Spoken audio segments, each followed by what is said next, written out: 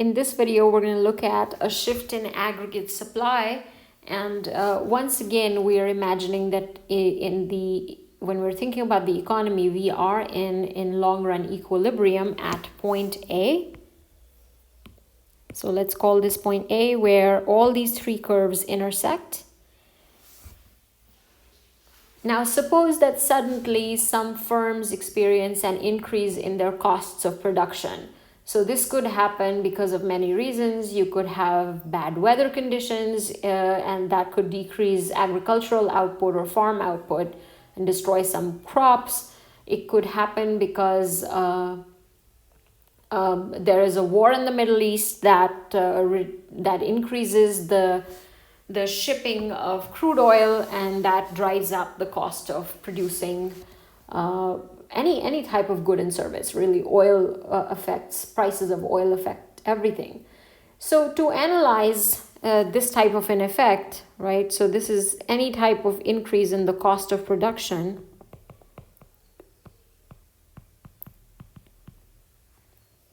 This we know, this type of a shock because of oil prices or bad weather, increase in oil prices or bad weather, we know that this is going to affect supply, okay? And because we are talking about, in this chapter, short-run fluctuations, we are going to shift the short-run aggregate supply curve. So to analyze the macroeconomic impact of such an increase in production costs, you want to follow the same 4 steps as always. Which curve is affected? We want to answer that, and we want to say, well, it is going to be the aggregate supply curve because production costs are affected. Then we want to figure out which direction does the curve shift. And because these are higher production costs that make selling goods and services less profitable, firms will now supply a smaller quantity of output for any given price level. Okay, so you have the aggregate supply curve shifting to the left.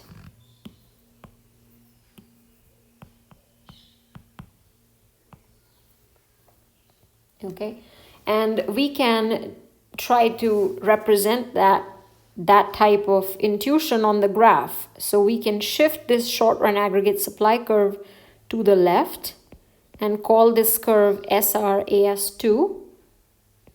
Okay, and now let's call this P1. Okay, and we are at a point P2 now. So if we were at, let's call this Y1. This is where we were. This was the natural rate of output. So this was Y1. Initial equilibrium was at A, which is Y1, P1, and then the short run equilibrium is at point B, which is telling us that because of this oil price shock or because of any type of shock that increases production costs, we have a recession and we are at a point where output is lower than the natural rate at point B. So we are at Y2, P2. Again, we are writing down coordinates here. And notice here the result is stagflation. So stagflation is a phenomena where unemployment is high and prices are high, or there's inflation. So notice that stagflation occurs when output has fallen, right? So if output is falling from Y1 to Y2, unemployment is going to soar.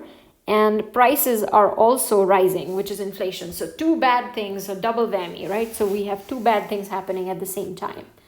Now, this is telling you what's going on with the short run aggregate supply curve. Now, one could ask, well, when economists are faced with this type of an adverse shift in aggregate supply curve, what can policymakers do to influence aggregate demand? Okay, they can always influence aggregate demand, not aggregate supply. So one way to influence aggregate demand is through expansionary fiscal policy.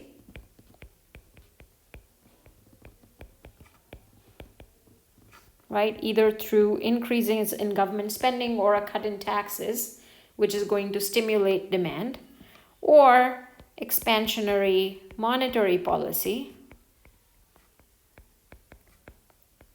through increases in money supply or a cut in interest rates, which is really translating to the same thing, which is going to boost investment and even consumption, okay, and boost aggregate demand. So what you could have is something like this. So when there is a policy response, the aggregate demand curve can shift to the right